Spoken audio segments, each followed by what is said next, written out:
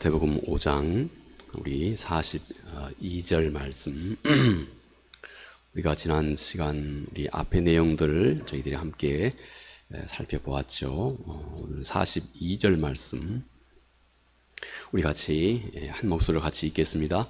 내게 구하는 자에게 주며 내게 꾸고자 하는 자에게 거절하지 말라. 우리 그동안 산상수훈에 대해서 우리 주께서 우리에게 당부하여 말씀하신 내용들 우리가 때를 있을 때마다 함께 살펴본 적이 있습니다.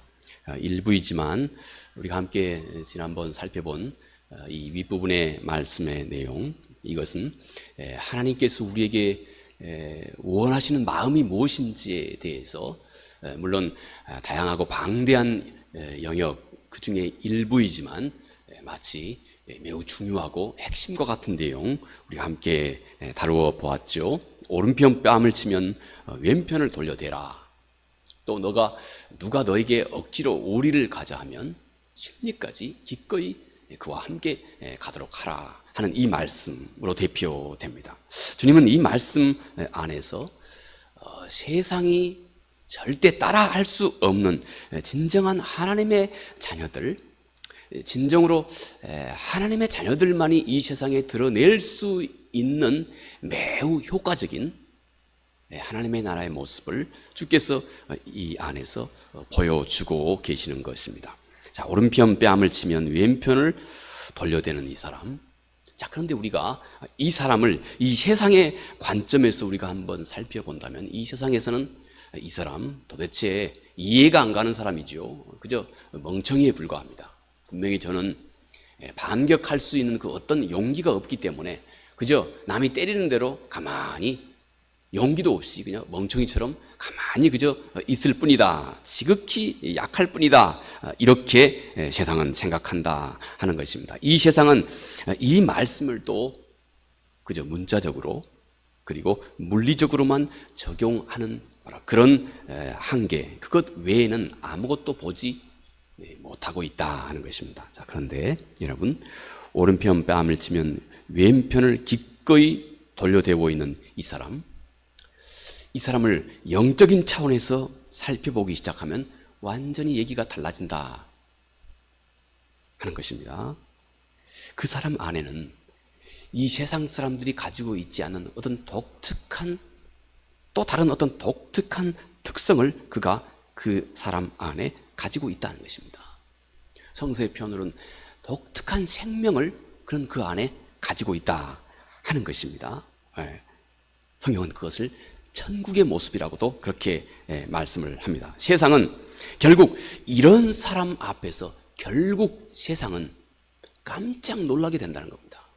여러분, 오른편 뺨을 때리면 그도 지극히 모욕적으로 오른편 뺨을 때리면 기꺼이 왼편을 돌려대고 있는 이 사람, 처음에는 이 사람 보고 멍청이라 그럴 겁니다.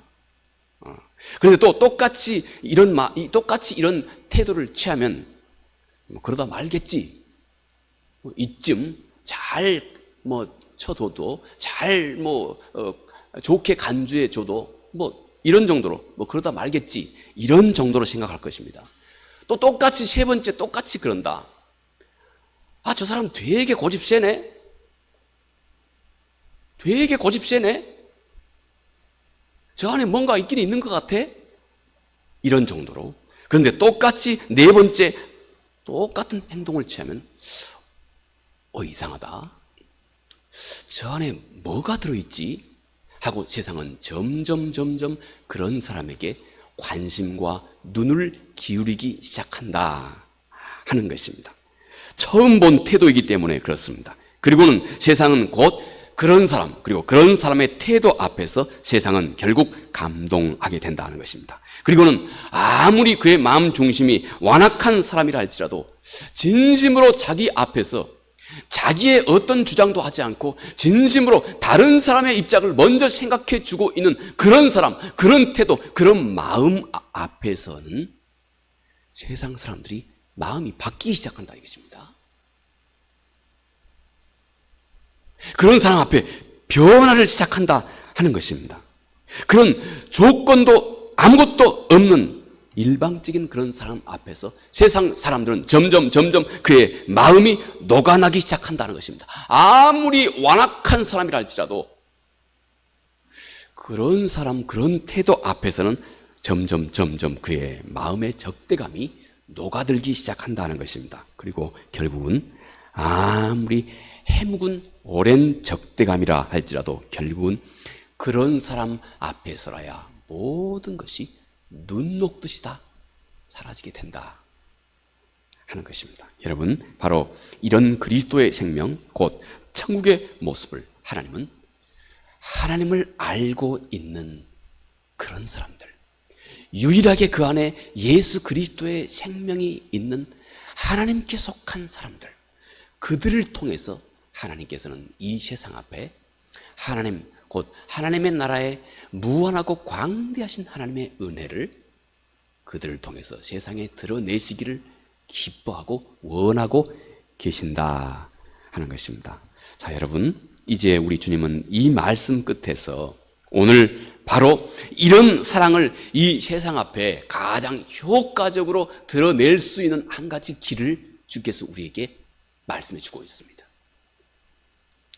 그동안 우리가 함께 살펴보았던 38절에서 41절 사이의 이 내용을 가장 잘 담을 수 있는 우리들의 아주 구체적인 행동 하나를 주께서 그 본으로, 그 모델로 주께서 일러주고 있는 것입니다. 그것이 바로 주라 하는 것입니다. 내어주라. 바로 이 길입니다. 여러분, 주는 것, 이것은 우리 주께서 마태복음 5장부터 7장 이 사이에 있는 산상보훈의 가르침을, 산상보훈에 있는 많은 가르침을 실제 내가 있는 자리에서, 이 현장에서 가장 구체적으로 드러낼 수 있는 주님께서 우리에게 말씀하신 아주 최고의 방법이다 하는 것입니다.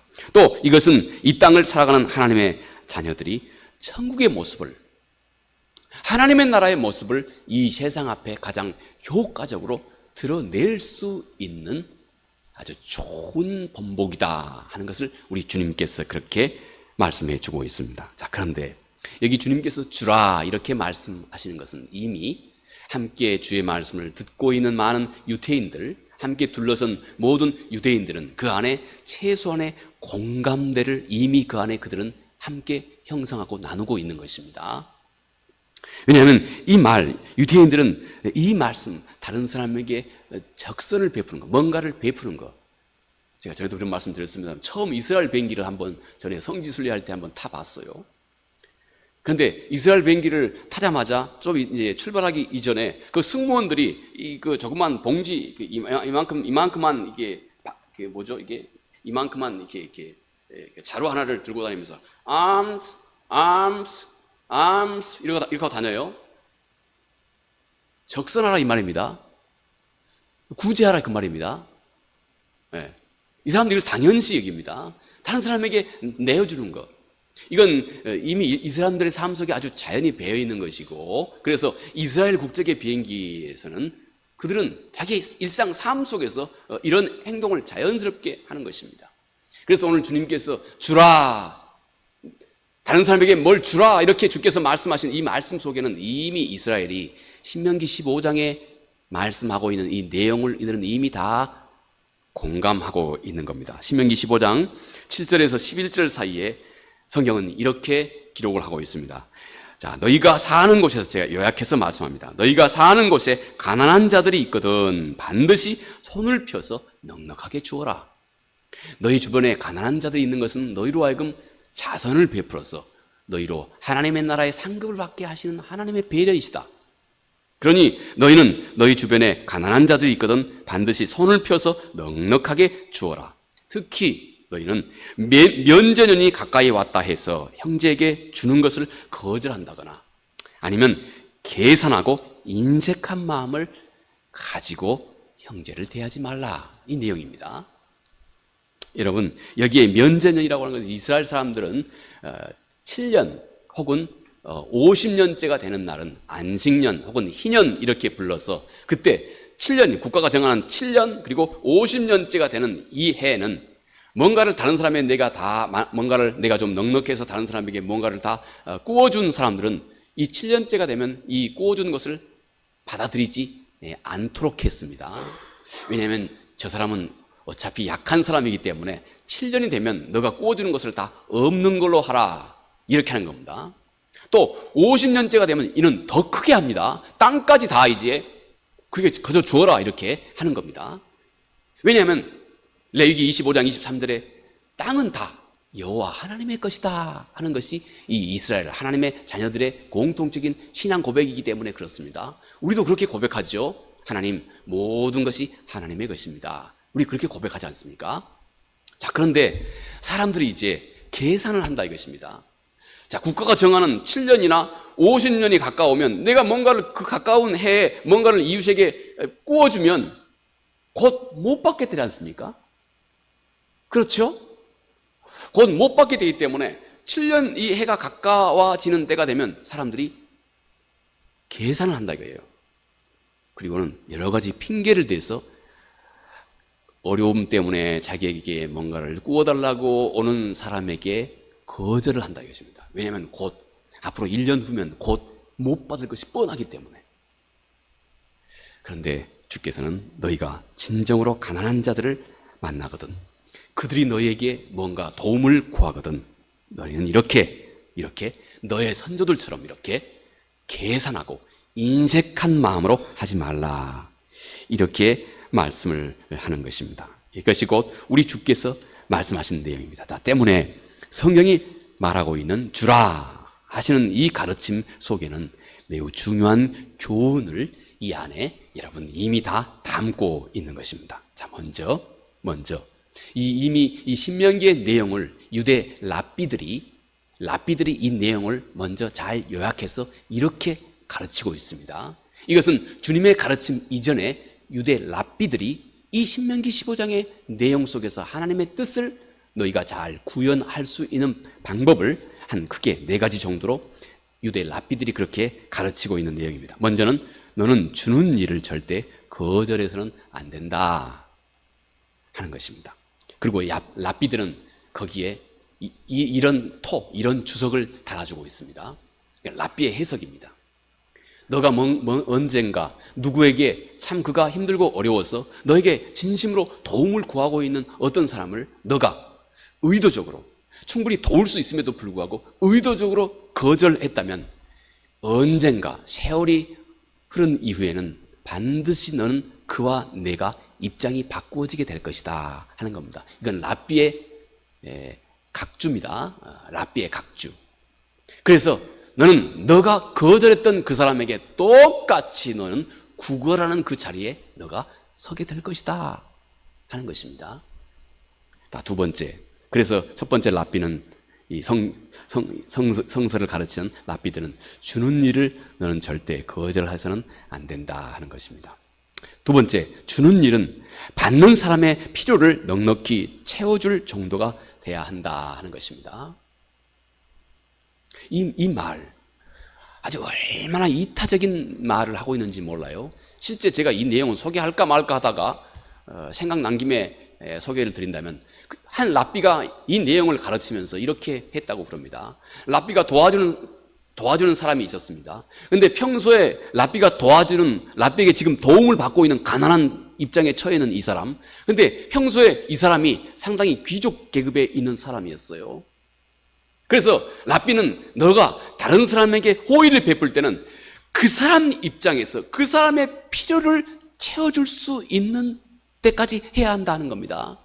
너가 저 사람이 얼마가 정도가 필요한데 너 입장에서 그냥 조그만 것만 던져주지 말고 그 사람 입장에서 그 사람이 필요가 무엇인지 그 양을 질이든 양이든 이걸 생각해보고 그 사람 입장에서 필요한 것을 채워주라는 겁니다. 자, 그래서 한 랍비는 그렇게 했다고 그럽니다. 그가 지금 어려움에 처해서 자기에게 도움을 달라고 요구하는 사람이 원래는 아주 귀족 가문이었답니다.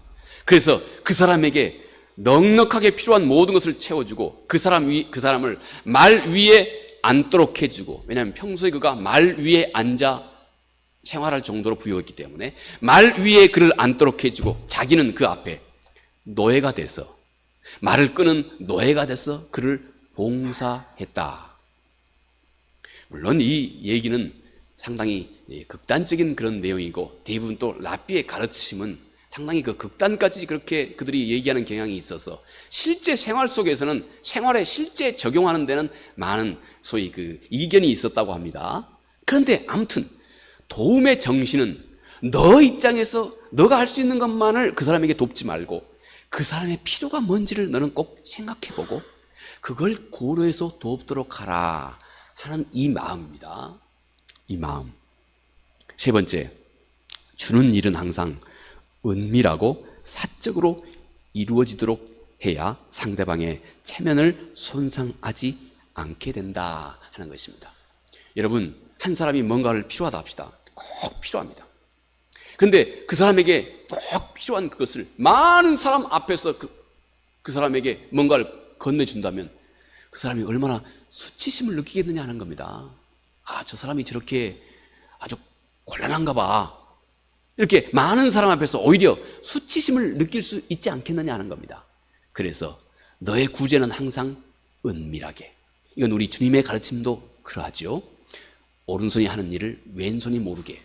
왜 오른손이 하는 일을 왼손이 모르겠습니까? 다 알죠. 그런데 항상 이렇게 은밀하게 하도록 하라 하는 것.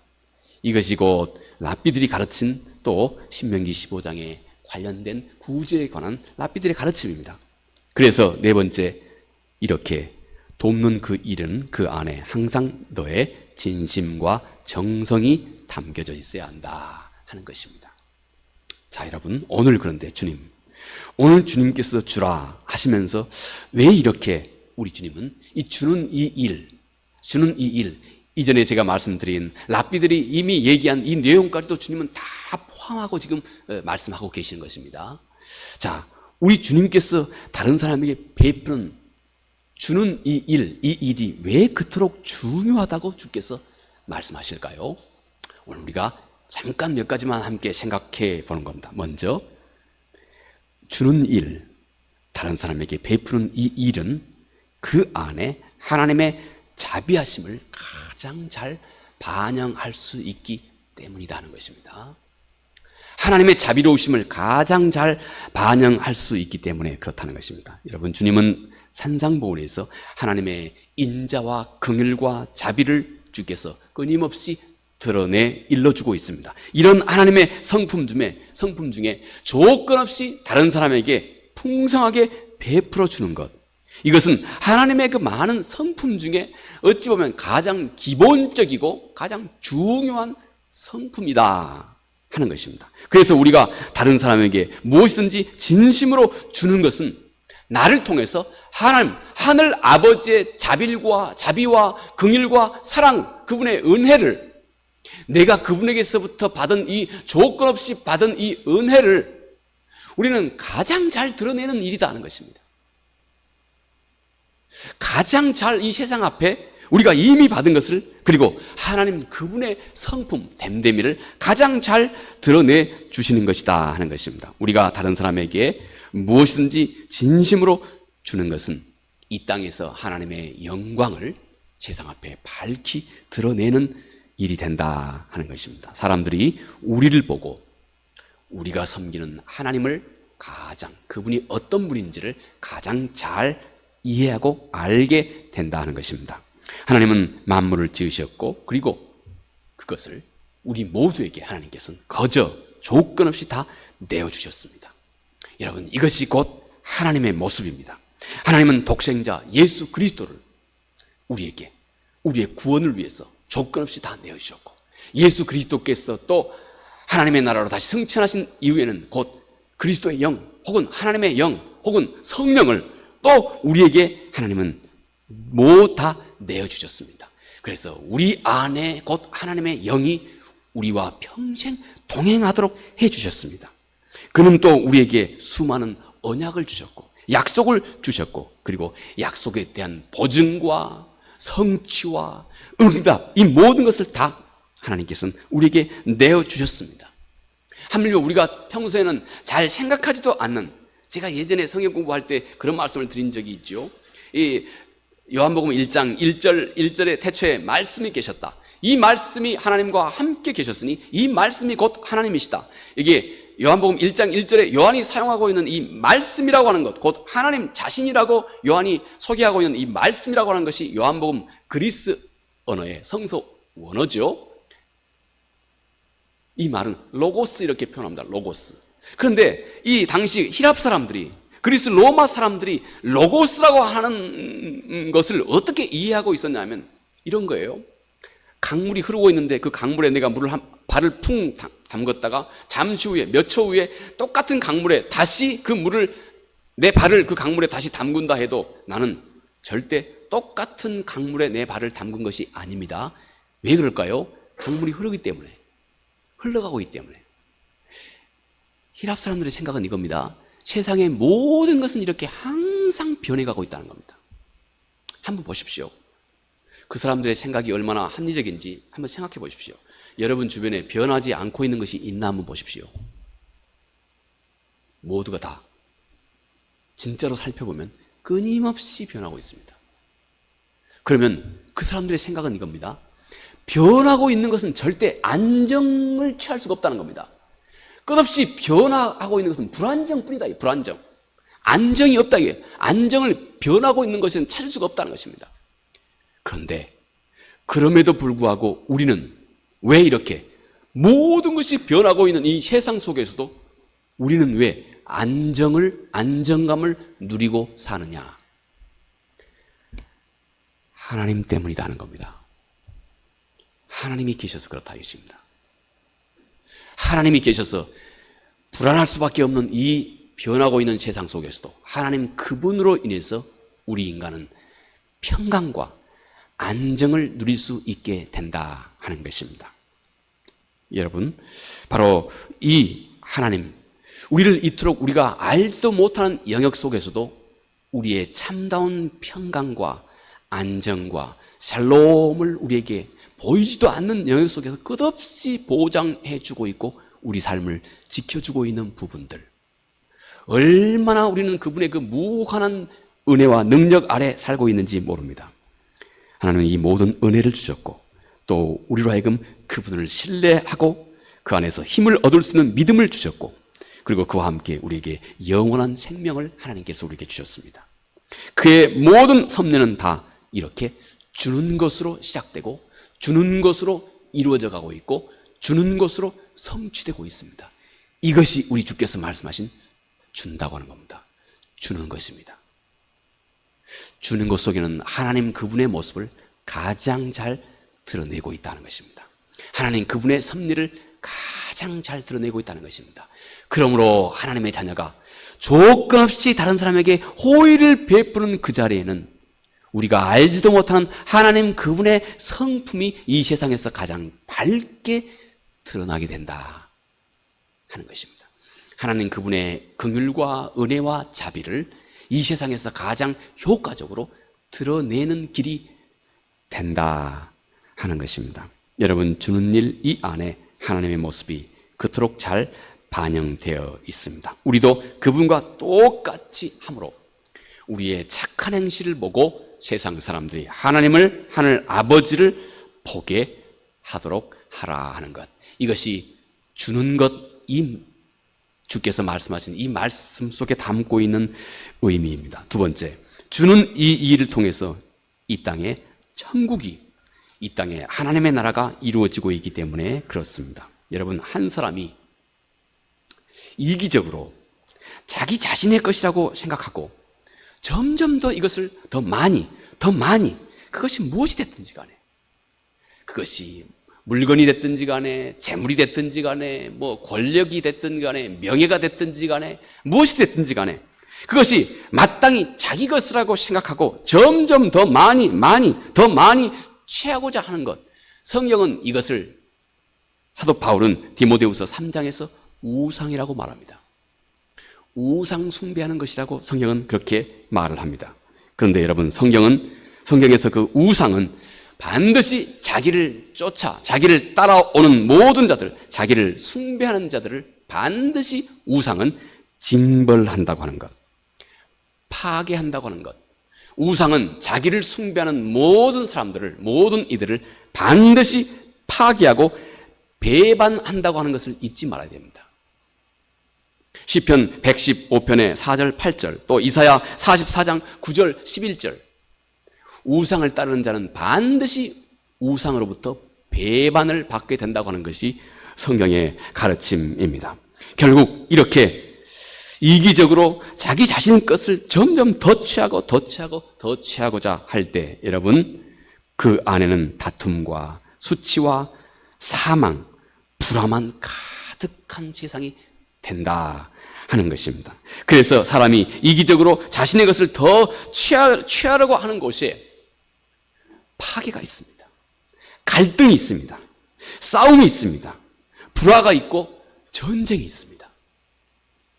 그리고 결국은 자기 자신도 자기의 그 욕심으로 큰 수치를 당하게 된다. 이것이 우상은 반드시 자기를 섬기는 자를 배반한다고 하는 사실을 일러주고 있습니다. 자, 그런데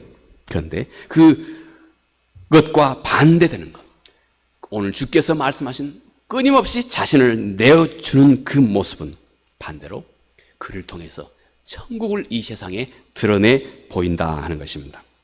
여러분, 그것도 오른손이 하는 일을 왼손이 모르게 할 정도의 그런 마음의 태도로 어찌하면 은밀하게 베풀고자 하는 그런 마음과 함께라면, 그를 통해서, 그리고 그런 마음을 통해서 하나님의 나라가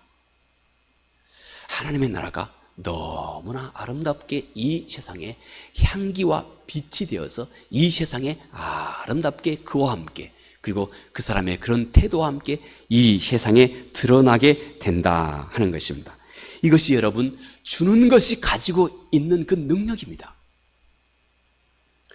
너희는 그렇게 하여서 이 각박한 세상에서 하나님의 모습을 드러내라 하는 것, 이것이 우리 주께서 말씀하신 주라 하는 이 말씀 속에 또 담고 있는 주님의 가르침이라 할 수 있습니다. 세 번째, 주는 일.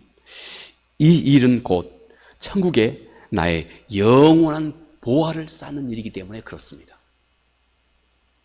천국에 우리가 쌓을 수 있는 보화는 바로 이 내가 내 자신을 어쨌든 내어주는 이 일과 항상 그 관계를 맺고 있다는 것입니다. 제가 이 얘기만 할 때마다 늘 생각나는 제 아주 오래전 과거의 그 경험이 늘 생각이 납니다. 제가 중학교 때쯤이라고 생각이 됩니다. 제보다 위에 선배들, 그 교회 선배님들이 가지고 있는 성경책이 가끔씩은 그 한자로 되어 있고 한글로 되어 있는, 한글과 한자가 겸용해서 만들어져 있는 성경책이었습니다. 우리 선배님들이 그 성경을 교회 선배님들이 그 성경책을 보고 있으면 그게 그렇게 부러웠습니다. 그래서 제가 언제부턴가, 제가 중학교 때라고 기억이 됩니다, 하나님 앞에 그렇게 기도했습니다. 하나님, 금박으로 된 한글, 한자 같이 병용된 성경책 하나 주세요. 제가 하나님 앞에 그렇게 기도했습니다. 글쎄 진짜 그렇게 기도했다니까요. 상당히 오랫동안 기도했습니다. 그런데 어느 날 제가 한 저녁쯤인데 제가 잠을 자고 일어나는데 저희 누나가, 저 둘째 누나인지 셋째 누나인지는 잘 모르겠어요. 근데 저희 누나가 이제 그 마음을 아셨던 거예요. 그래서 상당히 비싼 그 금박으로 되어 있는 한글, 한자, 병영어로 되어 있는 성경책을 사다가 제 머리맡에 딱 선물로 준 겁니다. 자다가 껌껌한데 자다가 깨보니 이 성경책이, 꿈에도 그리던 성경책이 있는 겁니다. 너무 좋아가지고 제가 이 성경책을 안고 그냥 핑하니 교회로 갔습니다. 저희 교회, 시골 교회는 그 당시에 본당이 있고 그 다음에 그 옆에 큼직한 교육관이 있었습니다. 교육관은 바닥이 다 마루로 깔아져 있는 곳입니다. 거기는 우리 주일학교 아이들이 거기서 마음껏 뛰놀고 여름 성경학교도 거기서 다 알고 넓은 곳입니다. 오래된. 그리고 성전은 또 별도로 또 저쪽에 있었습니다. 어른들은 여기서 이제 예배를 드리고 우리 교회학교 아이들은 이 교육관에서 그렇게 예배를 드렸습니다. 하도 오래돼서 바닥은 그 니스칠이 오래된 그 짙은 밤색이고 그 앞에 강대상이 하나 딱 오래된 강대상이 있습니다. 제가 밤에 교회를 가니까 깜깜해졌어요. 그 교육관에 늘 새벽 예배는 그 교육관에서 하거든요. 그래서 기도하는 분들은 그 교육관에 와서 늘 기도하시거든요. 제일 앞에 교육관에 강대상 앞에까지 딱 갔습니다. 약간 높았으면 이 정도의 높이가 있었습니다. 강대상 앞에까지 딱 가서 무릎을 꿇고 그 성경책을 가지고 하나님 앞에 하나님 감사합니다고 하나님 앞에 제가 감사 기도를 했습니다. 근데 좀 있다가 이 꿈하고 문이 열리는 거예요. 문 열리는 소리가 나는 겁니다. 깜깜하기 때문에 문 열리는 소리 잘 들리죠. 삐걱하고 그 문이 열리는 겁니다. 그리고 문이 열리고 어떤 아가 와가지고 저 뒷견에 앉아가지고 기도를 시작하는 겁니다. 그 얘 기도 소리를 들어보니까 즉각 저는 알아들었어요. 제 교회학교 1년 후배입니다. 중학교도 같이 난 중학교 나와서 중학교 1년 후배입니다. 얘가 공부를 참 잘하네 했어요. 근데 얘는 저기 시장통에 사는 아이였어요. 예전에 그 시장통에 사는 이 아이들은 대강 그냥 아주 가난하게 사는 사람들이 거기에 많이 모여 살았거든요. 그 집의 아이입니다. 공부는 잘하고 참 똑똑한데 아주 가난했어요. 그 잘 알고 있었습니다, 제가. 근데 그 아이가 제일 뒤에 앉더니 뒤에서 중얼중얼 기도를 하는데 기도 소리가 앞에 앉아있는 제가 다 들리는 겁니다. 뭐라고 기도하냐면 제가 지금 딱 선물로 받은 이 성경책 똑같은 성경. 하나님, 금박으로 된 한글, 한자로 같이 기록된, 같이 써진 성경책 주세요. 이렇게 기도하고 있는 겁니다. 너무 깜짝 놀랐습니다. 어린 마음에 진짜 갈등이 많았어요. 그렇게 저도 하나님 앞에 기도해서 얻은 성경인데, 너무 갖고 싶은 성경인데. 그런데 제가 그 앞에서 앉아서 한참 갈등을 하다가 일어나서 그 아이보다 먼저 일어나서 가면서 제가 그 아이 옆에다가 무릎 꿇고 앉아 기도하고 있는 그 아이 옆에다가 제 성경책을 딱 그 아이 놓고 왔습니다. 그런 경험이 있었습니다. 그리고 다 잊어버렸습니다. 그런데 여러분 생각해 보십시오. 제가 그때 그 성경을 가지고 제 것이다 기뻐하고 즐거워하고 누가 그 성경 누가 갖고 싶어 하든지 말든지 상관없이 내가 이거 하나님이 나에게 준 건데 하고 그냥 감사하고 그냥 늘 그 성경책 봤으면 지금 그 성경책 제 손에 있겠습니까? 다 낡고 또 닳아서 없어졌겠죠. 사라져 버렸을 겁니다. 이미. 그런데요, 제가 그 후로 이 나이 되도록 또 가끔씩 언뜻 제가 이런 말씀을 준비할 때면 그때 생각이 납니다. 그때 생각을 하면 지금도 너무 제가 기쁜 겁니다. 그러면서 제가 오래전에 깨달았습니다. 나는 그때 그 성경, 내가 물리적으로는 내가 그 아이에게 성경을 줘버려서 내 소유가 더 이상 이 성경이 내 소유가 아니었는데, 알고 보니 하나님은 나에게 이 성경책을 영원히 닳지도 않고 없어지지도 않고 낡아지지도 않은 성경을 하나님이 이미 나에게 깊이 내 것으로 주었구나. 나는 그때 우리 주께서 말씀하셨다고 사도행전에서 누가가 기록하고 있는 주는 것이 받는 것보다 더 복이 있다고 하는 말씀을 진짜로 깨달았습니다. 주는 것이 받는 것보다 훨씬 복이 있는 겁니다. 하나님 한번 여러분 또 공감하시라고 생각합니다. 받는 것은 금방 잊어버립니다. 또 받는 것은 금방 내 자신에게도 낡아 없어져 버립니다. 그러나 여러분, 내가 그토록 귀중하게 여긴 것을 다른 사람에게, 진짜 나에게도 귀중했던 것을 다른 사람에게 진짜 그분을 위해서 내 불편을 감내하고 그분에게 주었던 것은 당신의 마음속에 평생 사라지지 않습니다. 영원히 당신 것이 되어 있습니다. 하나님의 나라에서는 우리 주님께서 누가복음 6장 38절에 하나님의 나라에서는 이것을 더 누르고 흔들어서 넘치게 주신다고 그렇게 말씀했습니다. 우리가 상상할 수 없을 정도로 하나님의 나라에서는 크게 너의 그 은혜를 갚으시겠다고 하는 겁니다. 여러분, 내가 물리적으로는 그때 그 아이에게 주어버렸지만 하나님은 내 안에 그 깨끗하고 지금도 그 성경책이 그대로 생각이 나거든요. 까만 성경, 또 금박이 아주 잘 되어 있는 그 광택이 난 깨끗한 성경, 그 성경이 지금도 내 안에 있고, 하나님은 그것뿐만 아니라 그 안에 넘치는 기쁨까지 내가 그때 그 생각하면 내 안에 넘치는 기쁨까지, 제가 평생에 살아오면서 제가 그때 한 번만 선행한 건 아닙니다, 물론. 근데 그것은 그 어릴 때 그 순진했던 그때 생각은 내 안에 영원히 사라지지 않고 영원히 내 것이 돼 있고, 거기에 더해서 기쁨과 즐거움까지, 보람까지 함께 하나님께서 나에게 베풀어 주고 계신다고 하는 사실을 깨달았습니다. 여러분, 주는 것이 받는 것보다 훨씬 복이 있는 것입니다. 우리는 그 사실을 깨닫고 있어야 합니다. 우리는 그 사실을 하나님 앞에서, 우리 주 앞에서 주의 이 말씀을 진정으로 우리 자신이 다 알고 깨닫고 있어야 합니다. 여러분, 우리 주께서 말씀하신, 또 제가 그때 그 작은 경험을 통해서 제가 느낀 바, 여러분, 이 땅에서 무엇이든지 내가 주는 것은 천국에서 내가 그것을 영원히, 그리고 더 풍성하게 영원히 당신 것으로 소유하게 되는 길입니다. 내가 지금 무언가를 내어주면 지금 물리적으로 내 손 안에서 없어지는 것 같지만, 내 소유가 박탈되는 것 같지만, 실상 하나님의 나라에서는 그것이 영원히 당신의 소유가 되는 그 길이다 하는 것입니다. 여러분, 또 내가 이 땅에서 뭔가를 진심을 담아, 사랑을 담아 베푸는 이것은 분명히 천국에서 큰 보화를 쌓는 길이라고 또 주께서 말씀을 하셨습니다. 또 이 땅에서 내가 진심과 사랑을 담아 주는 것은 내가 이 땅에서부터 천국을, 그리고 그 기쁨을 내가 놀랍게도 천국의 그 실체를 내가 내 삶 속에서 누리게 해주는 그 신비한 기쁨의 출발이 됩니다. 하나님의 나라를 이 땅에서 내가 맛볼 수 있는 길이다 하는 것입니다.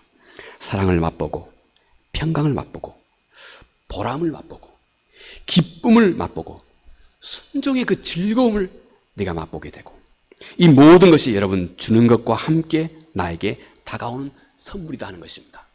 마지막 하나, 목사님 나는 별로 줄 것이 없는데요 생각하고 계십니까? 여러분, 절대 그렇지가 않습니다. 나는 이미 끝도 없이 베풀 수 있는 넉넉하고 풍성한 것을 나는 이미 다 갖고 있습니다. 우리의 시간, 우리가 이 시간을 어떻게 활용하느냐에 따라서 우리는 이 주어진 시간으로 얼마나 많은 것을 베풀 수 있는지, 우리의 사랑, 이 사랑은 주어도 줘도 끝이 없습니다.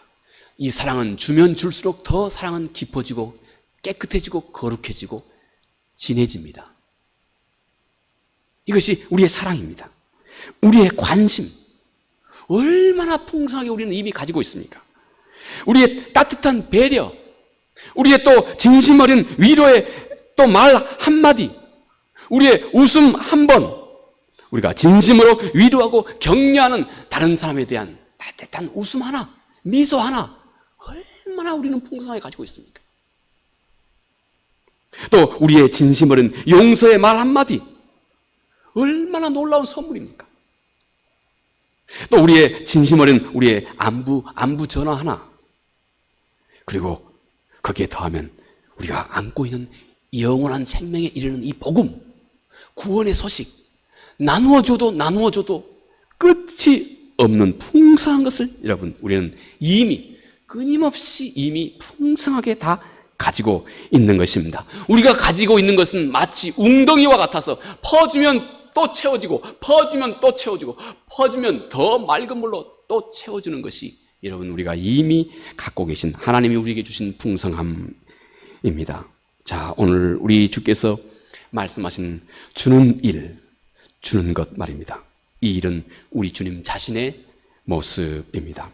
주님은 십자가에서 그의 모든 것을 다 우리에게 내어주셨고, 주님은 우리 주께서 모든 것을 십자가에 다 내어주신 그 안에 담고 있는 그 거룩한 하나님의 모습, 그 자비와 은혜와 긍휼을 오늘 주께서는 내가 이웃에게 진심으로 뭔가를 하나 진심으로 나눠주는 것, 진심으로 베푸는 이 일, 내가 이웃에게 베푸는, 내가 이웃에게 주는 이 작은 일 하나, 이 하나 속에 하나님은 그 모든 것을 깊이 다 담고 계시는 것입니다.